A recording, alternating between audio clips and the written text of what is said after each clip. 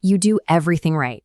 You go to bed on time, clock a full 8 hours, and yet when that alarm rings, you wake up feeling like you haven't slept at all. The response is almost mechanical. You pour a second cup of coffee and try to outpace the fatigue by obsessively refining your to-do lists and scheduling hacks. But by 2 p.m., the energy hits a wall. Your mind clouds over, and those goals you set in the morning start to feel out of reach, day after day. We usually treat this exhaustion as a simple physical deficit, a lack of caffeine, a need for better sleep tracking, or a caloric imbalance. This morning heaviness is a form of spiritual resistance. It is a specific mechanism designed to keep you from reaching the potential you were created for. To understand how to overcome it, we have to look back 1,400 years to a natural rhythm designed specifically for the human mind and body. In Surah An-Naba, Allah describes the night as a cover and a time for deep rest. This is the foundation of your recovery. The second half of that equation is the day, which is designated for livelihood and action. This design links your energy to barakah, divine blessing in your time, rather than just the raw number of hours you spend in bed. Solving the problem of fatigue requires realigning your biology with this divine architectural design for time. A specific narration recorded in Sahih al-Bukhari reveals exactly why that realignment feels so difficult the moment you wake up.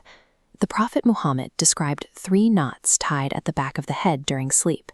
Over every knot, a breath whispers, "The night is long, so stay asleep."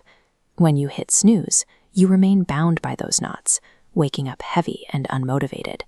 But if you remember Allah, the first knot is undone. Perform wudu, the second knot is undone.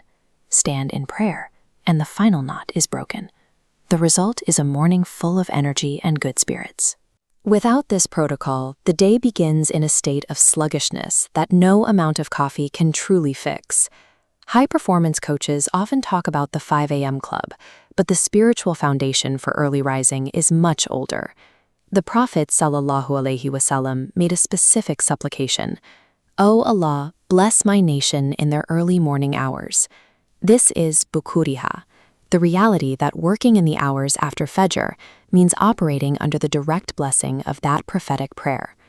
1 hour of work during this blessed window produces more focus and output than 4 hours of tired effort late at night. Tomorrow morning, your alarm represents the first choice of your day. It is the moment you decide between spiritual heaviness and divine energy. Speak the name of Allah immediately. Wash away sleep with fresh wudu.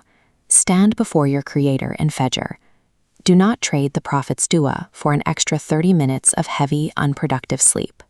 Wake up early, tap into the blessing of Bukuriya, and use these early hours to clear your mind and accomplish your work for the sake of this life and the next.